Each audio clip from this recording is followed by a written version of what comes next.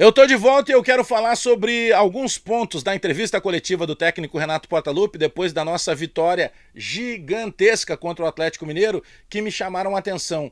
Principalmente num ponto que eu tô batendo na tecla e que eu concordo com o Renato. Não dá para ficar falando daquilo que não está acontecendo. O Grêmio precisa, e principalmente o torcedor do Grêmio, valorizar as coisas positivas que sim estão acontecendo nesse momento. É sobre isso que eu vou falar agora, sempre para KTO.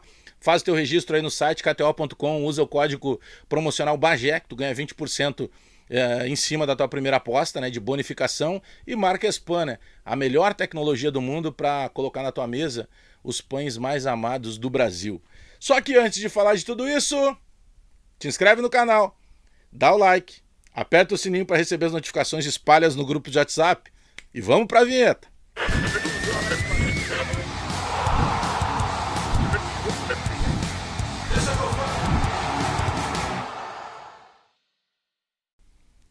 Deixa que eu falo, eu quero falar justamente sobre alguns pontos da entrevista coletiva do Renato depois da vitória contra o Atlético Mineiro, que eu concordo muito, tá? Primeiro, o Renato foi perguntado sobre a questão Soares, e era inevitável que fosse perguntado, tá? Se eu tivesse como repórter lá, eu também perguntaria, vem cá, Renato, e aí, alguma novidade do Soares? Mas eu gostei da resposta do Renato. O Renato não quer mais falar sobre o assunto.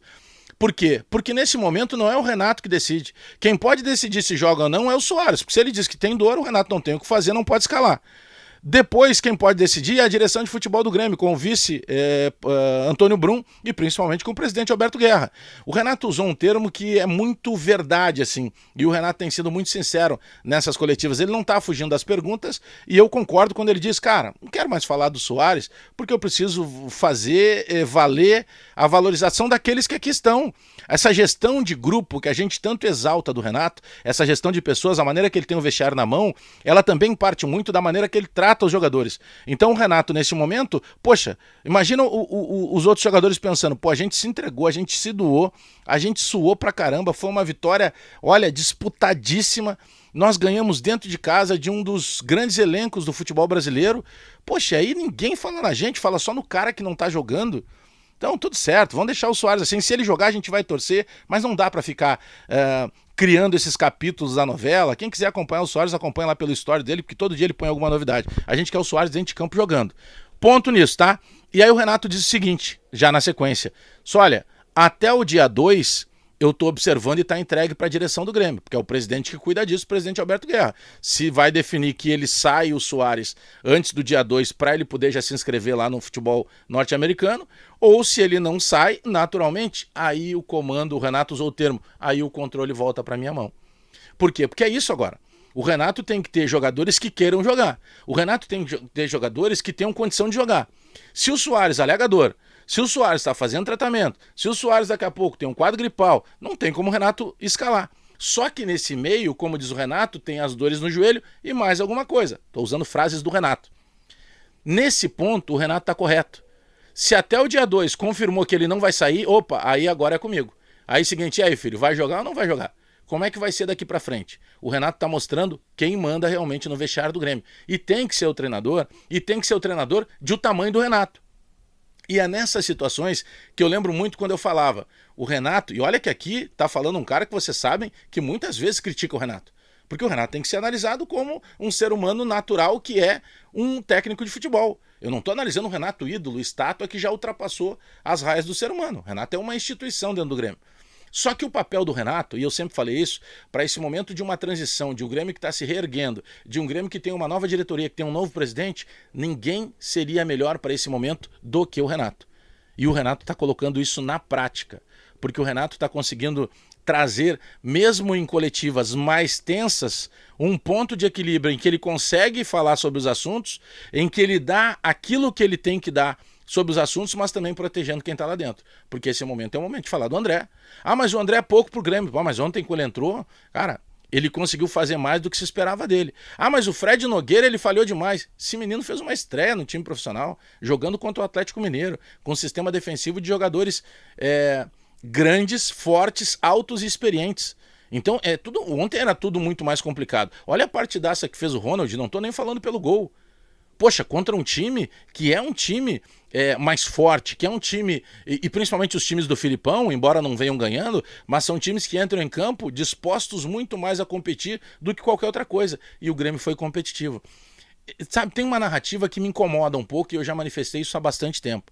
O Grêmio ganhou o Campeonato Gaúcho, ganhou porque os outros eram ruins. Não, o Grêmio ganhou porque o Grêmio foi melhor. Se os outros são ruins, problema de quem é ruim. Tem time que não chegou nem na final. Então o campeonato era fraco, bom, o que a gente fez? A gente foi lá e ganhou. O Grêmio está entre os 4 da Copa do Brasil. E é sempre pela sorte, não é pela divina providência, tem competência. A Arena, ela virou finalmente aquilo que a gente esperava e que a gente dizia que em determinados momentos nós gremistas reclamávamos, né? Será que nós vamos ter aquela alma do Olímpico? Já tem.